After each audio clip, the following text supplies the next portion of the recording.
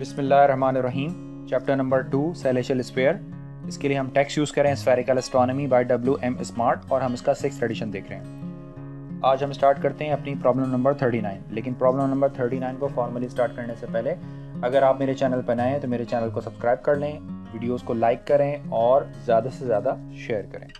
तो problem number 39 में बात हो रही है शो दैट द ऑब्लिग्यूटी बेसिकली क्या होती है? ऑब्लिग्यूटी जो होती है वो सेलेशियल इक्वेटर और इलिप्टिक के दरमियान जो एंगल बनता है उसको हम कहते हैं ऑब्लिग्यूटी, जिसे हम किससे शो करते हैं? एप्सिलॉन से शो करते हैं। Of the ecliptic can be determined by making observation of sun declination. तो वो आपसे कहते हैं कि जो एप्सिलॉन है उसको आप मालूम कर सकते हैं by making observation of sun declination at noon यानी दिन के टाइम पर। इस नून की डेफिनेशन होती है when the sun transit at the meridian then it is said to be noon. ठीक है जी। तो नून पर जब सन जो है वो एट नून हो तब उसके डेक्लिनेशन को अगर आप ऑब्जर्व करते हैं नियर द समर सॉल्स्टिस, लेकिन समर सॉल्स्टिस के करीब by mean of this formula. ठीक है जी। तो उसके लिए ये वाला फार्मूला जो है वो लग रहा होता है ना, वेयर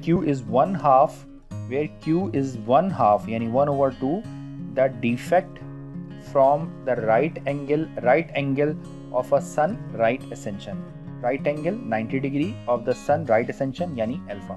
ठीक है। तो मैं ज़रा इसको शॉर्ट फॉर्म में अगर आपको बताऊं तो बेसिकली आपने ये वाला जो रिजल्ट है ये रिजल्ट आपने प्रूव करना है। ठीक है।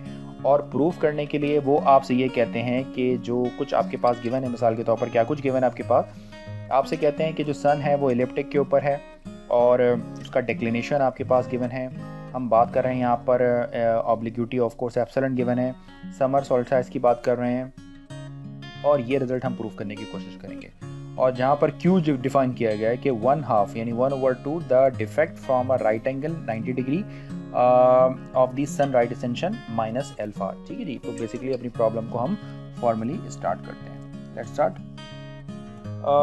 सपोज कीजिए कि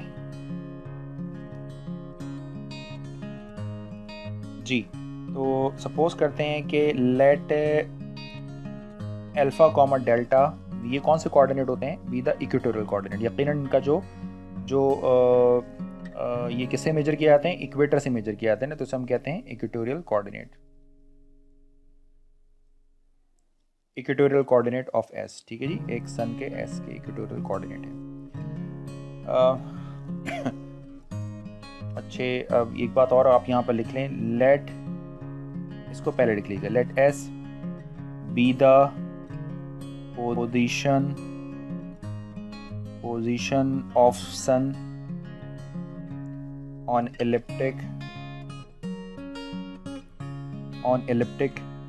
नियर, जैसा कि प्रॉब्लम में कहा गया है, समर सॉल्स्टिस। शायद मैं इसको गलत प्रोनाउंस कर रहा हूँ। क्या प्रोनाउंस करेंगे? सॉल्स्टिस। ये हमेशा मुझसे गलत प्रोनाउंस होता है। राइट। तो बेसिकली ये है आपका सन और ये सन जो है वो इलिप्टिक के ऊपर है। अब अगर आपको इस डायग्राम के अंदर कोई प्रॉब्लम हो तो ये डायग्राम मेरी प्रीवियस क्वेश्चन यानी क्वेश्चन नंबर 38 में भी है, तो वहाँ पर पूरे सेलेशियल स्फीयर के साथ मैंने इस डायग्राम को सेपरेट किया था यानी स्फेरिकल ट्रायंगल बनाई थी, तो आप वहाँ से भी उसको व्यू कर सकते हैं। सपोज कीजिए कि ये आपका एस है और ये एस इलिप्टिक के ऊपर कहीं है और ये है आपका इक्वेटर। और आपको पता है कि जो इक्वेटर है, इक्वेटर से जो एस का जो डिस्टेंस है वो आपका कहलाता है डिक्लिनेशन। और फॉर एग्जांपल ये है आपका गैमा, जिसे हम कहते हैं वर्नल इक्विनॉक्स, और वर्नल इक्विनॉक्स से जो ये डिस्टेंस है आपके पास डी तक, ये कहलाता है अल्फा। और ये ऑब्लिग्यूटी है जिसकी वैल्यू आपने फाइंड आउट करनी है। और ऑफ कोर्स ये दोनों लाइन्स एक दूसरे परपेंडिकुलर होती हैं तो ये 90 डिग्री। तो ये बेसिकली आपका पूरी प्रॉब्लम बन गई है।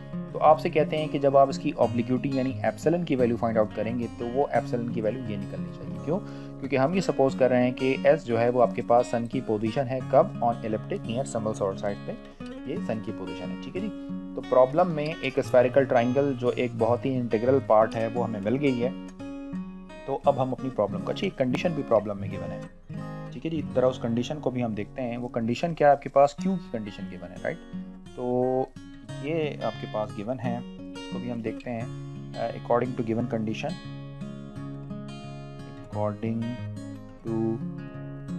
गिवन कंडीशन, अच्छा एक बात आप अगर और नोट करें, जो प्रूफ करना है उसके अंदर ऑफ कोर्स डेक्लिनेशन तो है बट अल्फ़ा नहीं है। तो इसका मतलब ये हो गया कि इसके अंदर जब हम इसको सॉल्व करेंगे तो ऑफ कोर्स अल्फ़ा निकलेगा आपके पास ना, तो एप्सिलॉन है बेसिकली, तो अल्फ़ा नहीं है, तो क्यू की टर्म में निकलना चाहिए आपका आंसर। ठीक है जी, तो अल्फ़ा की value in term of Q लिखनी आपने होगी। कैसे लिखनी होगी? ये प्रॉब्लम में आपके पास गिवन है कि क्यू जो है वो बेसिकली 1/2 है किसके, right angle minus declination right extension of a star. ठीक है, ये वापस अगर चाहें तो आप इसको पढ़ लीजिए, where q is 1/2 the defect from the right angle of the sun right extension. ठीक है जी, डिफेक्ट मतलब माइनस में करना होगा आपने इसको। ठीक है, ये वर्ड डिफेक्ट नहीं है। तो अगर मैं इसको लिखूँ 2q is equal to 90 degree minus alpha, then okay.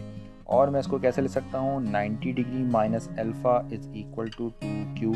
और फाइनली आप इसको लिख सकते हैं अल्फ़ा इज़ इक्वल टू जनाब 90 डिग्री माइनस 2q। ठीक है जी, तो अल्फ़ा आ गया 90 डिग्री माइनस 2q। और जो है ये भी आप साथ साथ बता दें कि एस डी भी आपके पास गिवन है। एस डी क्या है, वैसे तो मेंशन है, ये बेसिकली आपका डिक्लिनेशन हो जाएगा। ठीक है जी, तो बेसिकली अल्फ़ा भी आपके पास है। और ये अब आपने क्या करना है, of course right angle triangle है, तो आपको पता है कि राइट एंगल ट्रायंगल पे तो नेपियर रूल लगाना मेरा फेवरेट है, तो मैं इस पर नेपियर रूल अप्लाई कर देता हूँ। अब मैं नेपियर रूल भी डायरेक्टली अप्लाई कर रहा हूँ और मैं इसको स्टार्ट कर रहा हूँ फॉर एग्जांपल अल्फ़ा यानी इस वाली साइड से स्टार्ट कर रहा हूँ। ठीक है जी, तो मैं इसको इस वाली साइड से स्टार्ट कर रहा हूँ, तो ये बन जाएगा 10 डेल्टा और this is this two things. ठीक है जी, तो ये इसके इक्वल हो जाएगा। तो यहाँ पर अब आप इसको एटलीस्ट खुद ट्राई कीजिएगा कि कैसे नेपियर रूल लगाते हैं, यानी आपको बहुत सारी प्रॉब्लम्स के अंदर मैंने आपको लगा कर दिखा दिया है। Applying Napier's rule in right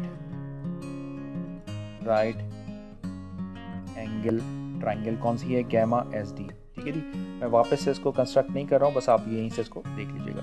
तो जब हम इस पर नेपियर रूल अप्लाई करते हैं तो क्या रिजल्ट बनता है आपके पास, ये बन जाएगा आपके पास sine 90 degree minus 2q is equal to this is 10 delta and 10 90 degree minus epsilon.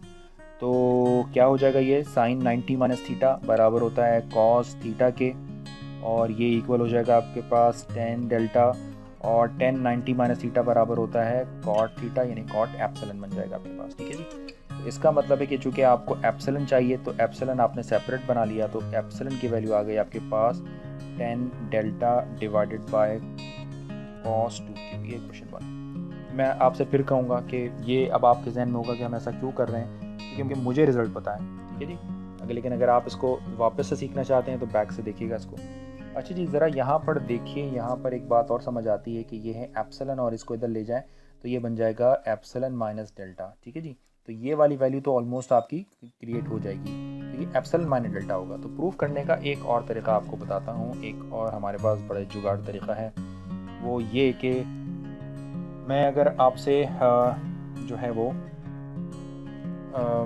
अच्छा, यहाँ तक तो आपकी सारी चीज़ें जो है वो क्लियर हो गई हैं। ठीक है जी, तो अगर मैं आपसे ये कहता हूँ कि आप मुझे ये बताएं कि एक फार्मूला आपने पढ़ा होगा, एक चालाकी करते हैं, एप्सिलॉन माइनस डेल्टा किसके बराबर होता है, बजाय इसके कि इस 10 डेल्टा को ये बनाने की कोशिश करें, हम एक नया फार्मूला लिख लेते हैं। 10 एप्सिलॉन माइनस डेल्टा इन 10 अल्फा माइनस बीटा क्या होता है, ये बराबर होता है 10 alpha minus 10 beta divided by 1 plus 10 alpha and 10 beta. तो यही मैथ की ब्यूटी है कि इसके अंदर सारी चालाकियाँ हो जाती हैं। अब ये बताएं कि 10 एप्सिलॉन के कैसे लिखेंगे। अब ये देखें 10 एप्सिलॉन की वैल्यू आपने निकाली हुई है पहले से ना, तो 10 एप्सिलॉन बराबर होगा आपके पास क्या, this is 10 delta from equation number 1 and cos 2q minus of course delta तो हमें चाहिए, तो ये 10 डेल्टा तो एज इट इज़ रहेगा। इसी तरीके से नीचे भी आपने क्या करना है, 1 प्लस जो आपके पास एप्सिलॉन है 10 एप्सिलॉन है, उसकी जगह 10 डेल्टा लिखते हैं, तो एक 10 डेल्टा यहाँ से आ जाएगा, एक 10 डेल्टा ये मौजूद है, तो 10 स्क्वायर डेल्टा हो जाएगा। ये बन जाएगा आपके पास 10 square delta divided by cos 2q। ठीक है जी, अब बस इसको सिंप्लीफाई कर लीजिए थोड़ा सा, तो जब आप इसको फर्दर सिंप्लीफाई करेंगे तो क्या रिजल्ट होगा, अभी कैसे सिंप्लीफाई होगा, ऑफ कोर्स एलसीएम लेकर cos 2q एलसीएम लेकर कैंसिल कर लिया आपने इसके अंदर, और इसके अंदर से न्यूमरेटर से आपने 10 डेल्टा को कॉमन भी ले लिया, तो ये बन गया 1 माइनस cos 2q। इसी तरीके से ये हो जाएगा आपके पास cos 2q plus 10 square delta. ठीक है जी, तो ये आपके पास जो है वो वैल्यू आ गई। और थोड़ा सा आप देखिए कि आपके प्रूफ के अंदर क्या गिवन है। प्रूफ के अंदर साइन की टर्म आपके पास गिवन है, नोट कर रहे हैं, ये है साइन, तो यहाँ पर और डबल एंगल में मौजूद है, तो इसका मतलब ये है कि ये जो है इसको आपने साइन में चेंज करना होगा। ठीक है जी, तो ये जो 1 माइनस जो है वो 2 cos 2q जो है ये किसके बराबर होता है, ये बराबर होता है साइन स्क्वायर q के बराबर होता है। ठीक है, ये आ जाएगा 2 times of sine square q के बराबर होता है। क्या आपको ये बात समझ आ गई है? ये अब मुझे लगता है कि ये आइडेंटिटीज़ आपको क्लियर होती हैं, यानी ये डबल एंगल आइडेंटिटी है जिसे आप आसानी से यूज़ कर सकते हैं इस तरह ना। चले, दिल तो नहीं चाह रहा लेकिन चले बता देता हूँ आपको। जैसे ये cos 2q जो लिखा हुआ है, वैसे आप लिख सकते हैं ना cos square q minus sine square q। इसको आप चेंज कर सकते हैं ना 1 minus sine square q minus sine square q। इसी तरीके से 1 माइनस 2 साइन स्क्वायर q बन जाएगा। तो ये इधर चला गया, अब उधर चला गया, तो इसका मतलब है कि 1 माइनस cos 2q किसके बराबर होगा, 2 साइन स्क्वायर q के। ठीक है, जो तो यही चीज़ मैंने यहाँ पर लिखी है। ठीक है, तो मेरा ख्याल है कि इतनी मैथमेटिक्स तो वो आपकी अब एमफिल लेवल का एक आप कोर्स पढ़ रहे हैं, और आपको अगर ये बेसिक मैथ नहीं आती तो ऑफ कोर्स ये कोर्स फिर आपके लिए है ही नहीं। मुझे मेरे चैनल्स पर व्यूज़ कोई ख़ास बहुत अच्छे नहीं आते, क्योंकि नॉर्मली इस तरह के सब्जेक्ट्स को लोगों को पढ़ने का कोई ख़ास शौक़ नहीं होता। लेकिन स्पेसिफिकली जिन लोगों को शौक़ होता है, जो मेरे पोटेंशियल सब्सक्राइबर हैं, उनके लिए बड़ी बेस्ट ये, बल्कि उनके लिए ट्रेजर है। मिसाल के तौर पर जब मैं स्फेरिकल एस्ट्रोनॉमी का स्टूडेंट था, तो हमेशा से मुझे ये सारी चीज़ें बड़ी अपील करती थी कि मैं इन प्रॉब्लम्स को किस तरह डील करूं, क्योंकि नॉर्मली कभी भी टीचर्स जो है वो बुक के पीछे की प्रॉब्लम्स को डील नहीं करवाते थे, सिर्फ थ्योरी आपको बताकर अपनी जो है वो काम ख़त्म करते थे। या यूँ समझ लें कि सारी क्लास के अंदर ऐसा पोटेंशियल भी नहीं है, तो वापस से इसको सीखने का एक अलग मज़ा है। ठीक है जी, अच्छा जी, एक और बात सन में, ये तो आपके पास निकल आई बैल।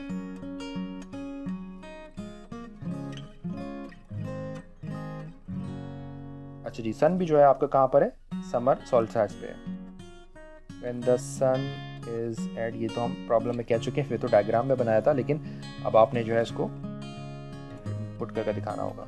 और अगर किसी को ये कॉन्सेप्ट ना हो तो ऑफ कोर्स मेरी इनिशियल जो वीडियोस हैं, फर्स्ट 4 वीडियोस हैं सेलेशियल स्फीयर के टॉपिक के नाम से, उसको ज़रूर देखिए, तो आपको समझ में आ जाएगा कि उसमें डिक्लिनेशन ये ऑब्लिक्यूटी यानी एप्सिलॉन क्यों होता है, और इसमें जो अल्फ़ा की वैल्यू होती है वो बेसिकली π/2 होती है। तो अगर इन 2 सवालों के जवाब आपको नहीं मिले तो आपको चाहिए कि मेरी वीडियोस देखें, फर्स्ट 4 वीडियोस हैं उनको आप देखें, तो जहाँ पर मैंने जो है वो ऑब्लिक्यूटी की बात की हुई है, वहाँ पर ये सारी बातें, या समर इक्विनॉक्सेस और समर सॉल्स्टिस की बात की हुई है, तो वहाँ पर ये बातें डिटेल से बताई हैं। देयरफॉर नियर, ऑलरेडी ये वीडियोस बहुत लेंदी हो जाती हैं, तो अगर मैं मज़ीद इसके अंदर डिस्क्रिप्शन डाल दूँगा तो आप कभी भी इसको जो है वो नहीं देख पाएंगे। वन को summer solstice delta is very nearly equal to epsilon, okay, and q is a very small, ये बहुत छोटा होगा, ऑफ कोर्स ये बात प्रॉब्लम में भी बताई गई है, तो वेरी स्मॉल। तो अगर ये वेरी स्मॉल है तो इसका मतलब ये हो जाता है वेरी स्मॉल के लिए कि 10 एप्सिलॉन माइनस डेल्टा जो है ये अप्रॉक्सीमेटली इक्वल हो जाएगा, जब एप्सिलॉन डेल्टा दोनों ही स्मॉल है एप्सिलॉन माइनस डेल्टा के। ठीक है जी, और यहाँ पर ये जो साइन q है ये अप्रॉक्सीमेटली किसके इक्वल हो जाएगा, q।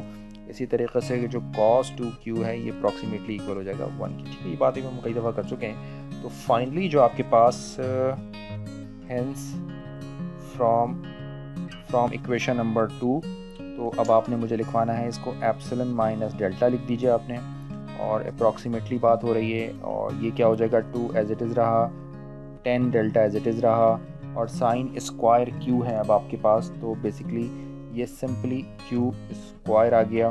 ठीक है जी, यानी इस तरह लिखा हुआ है, ये बेसिकली साइन ऑफ q का होल स्क्वायर। तो ये sine of q approximately q के इक्वल हो गया, क्योंकि यहाँ पर ये बात मेंशन है, और इसका जब आप स्क्वायर करेंगे तो ये क्यू स्क्वायर हो जाएगा। और डिनोमिनेटर से आपके पास cos 2q जो है, cos 2q बहुत स्मॉल है, तो ये 1 के इक्वल हो जाएगा, और यहाँ पर आ जाएगा tan स्क्वायर डेल्टा। ठीक है जी। तो फाइनली अगर आप इसको जो है वो कंबाइन करके लिखना चाहें तो कैसे लिखेंगे, बहुत आसान है और थोड़ी सी, तो ये बन जाएगा आपके पास epsilon minus delta is equal to, जी जनाब, तो हम क्या करने वाले हैं, अगर हम इधर से क्यू स्क्वायर को ले लें, कॉमन ले लें, तो ये बन जाएगा आपके पास 2 times of 10 delta n 1 plus 10 square,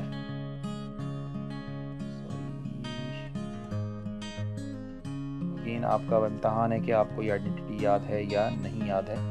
तो ये बन जाएगा आपके पास 10 स्क्वायर डेल्टा। ठीक है, इसको अलग कर लें। और आपको पता है कि ये जो आइडेंटिटी है किसके इक्वल है, ये आइडेंटिटी इक्वल होती है आपके पास साइन 2 डेल्टा के इक्वल हो जाएगी। तो मैं आपको यहाँ पर हैश कर देता हूँ, मतलब आप इसको खुद ट्राई कीजिएगा, ट्राई इट योर सेल्फ। और अगर नहीं समझ आया तो मुझे ज़रूर कमेंट्स कीजिएगा, तो मैं आपको कोई ना कोई लिंक प्रोवाइड कर दूंगा। प्राइमरी लेवल की चीज़ है ये। तो epsilon minus delta is equal to q square, और ये हो जाएगा आपके पास साइन 2 डेल्टा। तो फाइनली एप्सिलन जो आपको निकालना था वो बराबर हो गया delta plus q square sine 2 delta. तो फाइनली हमने ये जो रिज़ल्ट है, ये रिज़ल्ट आपका प्रूव कर लिया, राइट। तो आपको बता दिया कि जो ऑब्लिक्विटी है वो बेसिकली इसके इक्वल होगी। तो उम्मीद है कि आपको ये लेक्चर समझ आया होगा, और बहुत ज़्यादा स्टेप बाय स्टेप मैं चला हूँ। ऑफ कोर्स कि अगर आपके पास टाइम है तो इन वीडियोस को कम्प्लीटली अगर आप देखेंगे तो आपको इसका कुछ आउटपुट मिल सकेगा। प्लीज़ लाइक करें, शेयर करें, कमेंट्स करें। आपके कमेंट्स मेरे लिए बड़े वैल्यूएबल हैं, और मुझे बड़ा अच्छा लगता है कि जब आप जो है वो मुझे कमेंट्स करते हैं, और अच्छे कमेंट्स करते हैं आप। तो बहुत शुक्रिया आपके इन वीडियोस को देखने का। Thanks for watching this video. अल्लाह हाफ़िज़।